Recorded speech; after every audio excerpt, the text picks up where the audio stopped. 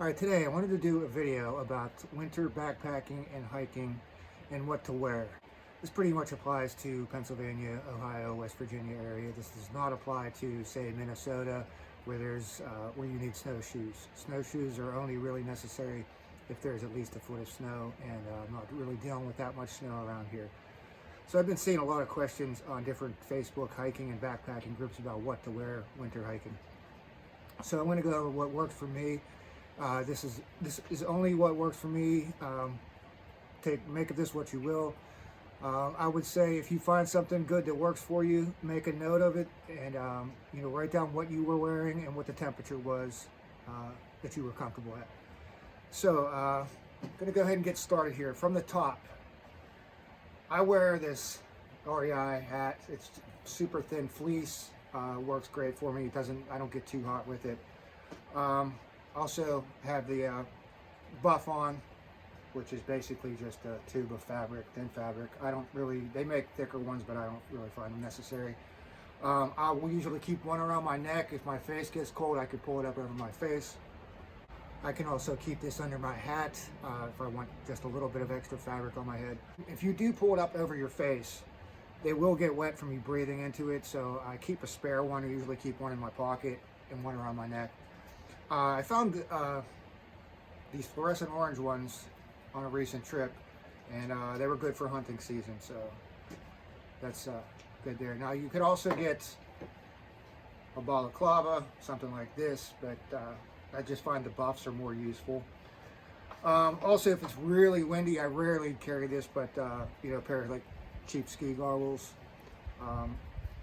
They will fog up. You can get like anti-fog stuff from hockey face masks, or you can even use shaving cream and wipe it on there to keep it from fogging up. Okay, so starting from here now, I wear just a real thin base layer. You really want to have layers, so really thin base layer first.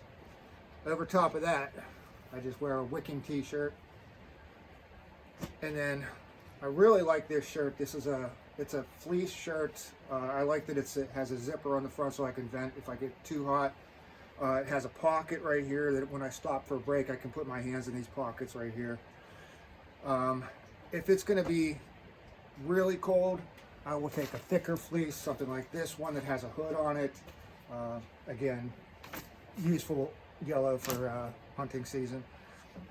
For my hands, when I'm hiking, all I have is a real thin pair of, these are just liner gloves from REI. That's all I really have on my hands while I'm hiking. You really want to stay dry, so what I recommend is, you want to have your raincoat that you have with you when you're summer hiking. If there's snow falling off the trees, I don't want this fleece getting wet. I don't want snow falling down the back of my shirt. So yeah, keep your upper dry, keep your lower dry. So I have my rain kilt that I use to keep my lower part of my body dry.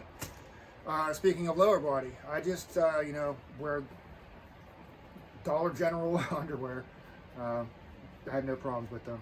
People get those ex officios, they're expensive. These were super cheap. And then I just have a real thin base layer bottoms. These are the matching ones from the top. If it's really cold, I got these from like the hunting section at Walmart. These Realtree, they're like a fleece line base layer for the bottoms.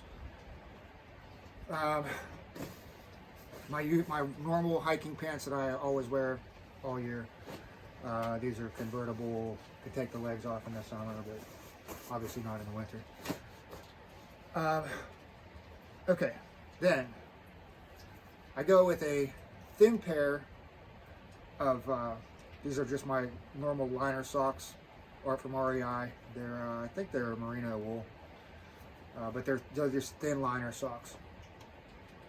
Okay, now here's where some people are not going to agree. People are sold on you've got to have waterproof shoes and waterproof boots. I gave up on that. I did it for a long time and I just quit doing it. I go with waterproof socks. These are from Sealskins. This is the inside of them. They're like I think the merino wool inside. But yeah, they're waterproof. These are the thicker winter ones, which I recommend. The thicker winter ones, not the mid-weight. These are the mid-weight ones here, and my feet just, my heels just went right. They're just completely destroyed at the heels. So I don't recommend the thinner weight ones. Since I got waterproof socks on, I can wear my regular trail runners, the Lone Peak, the Ultra Lone Peaks that I wear all summer long. They're not waterproof, but my feet stay dry because of the socks. And then over top of the shoes, because you're going to be hiking on probably trails that have been walked on before, and then the footprints are all icy. So I use the Yak Tracks over top of my shoes. These are like a spiral bound. I've never tried the ones with spikes on the bottom because you're going to have road crossings, and I don't know how those would do on road crossings and roadblocks. These are these are real cheap. I got them on sale for maybe 11 bucks. They just go right over, stretch right over your shoes.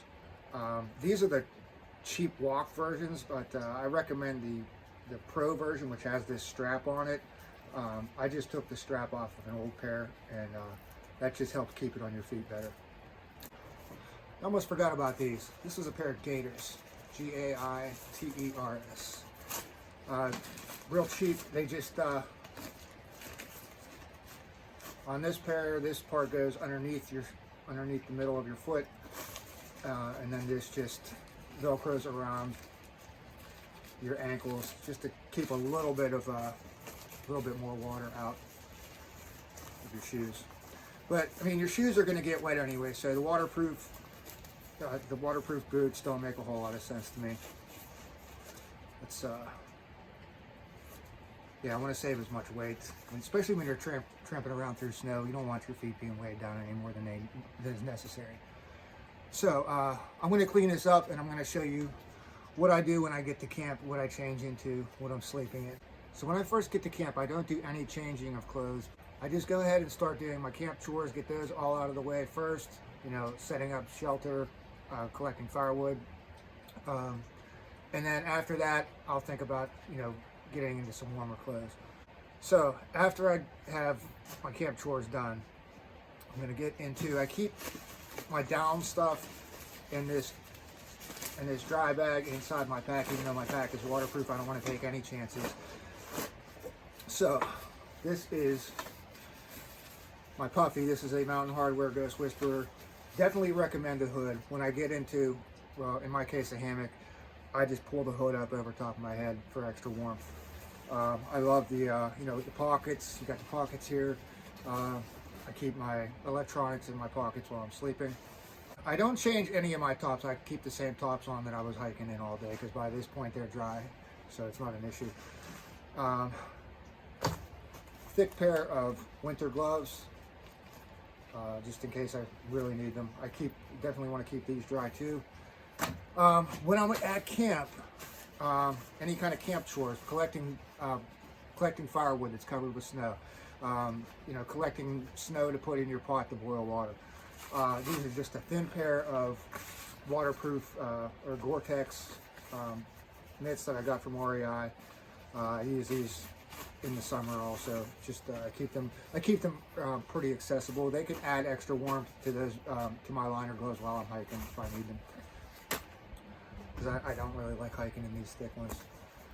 Okay, now as far as the bottoms, I keep I'd like to take an extra pair of pants with me, just because the bottom parts of the legs are probably going to be wet from hiking, so I will change into those before bed. So they're not going to be warm enough. A lot of times I'll bring an extra pair of base layer bottoms to put on underneath the change of pants. And these are always a hit at camp, is my down pants. I don't care what they look like. I'm not putting on a fashion show at camp. So yeah, I call them metallic spaceman green. I don't care. They're $250 pants that I got for 50% off. I guess they couldn't sell them because of the color. Super deep pockets. Like these are like baseball umpire deep pockets. I also like the zippers at the bottom of the leg, so I can pull them on over top of shoes without having to take my shoes off. As far as my feet while I'm sleeping, I keep a dry pair of socks always. These are my Darn Toughs, the merino wools that I wear during summer hikes. So those will go on first layer. And then last thing before I get into bed is a super thick pair of, these are called heat locker socks. You can see how thick they are. They keep my feet nice and warm while I'm sleeping. I also like to take an extra pair of sealskins because these are going to be wet from the day before, so I'll have an extra pair of sealskins, dry pair, and liner socks to change into the next day, which I will keep somewhere in one of my pockets or in my quilt with me while I'm sleeping, so they're warm when I get up, when I want to change into them.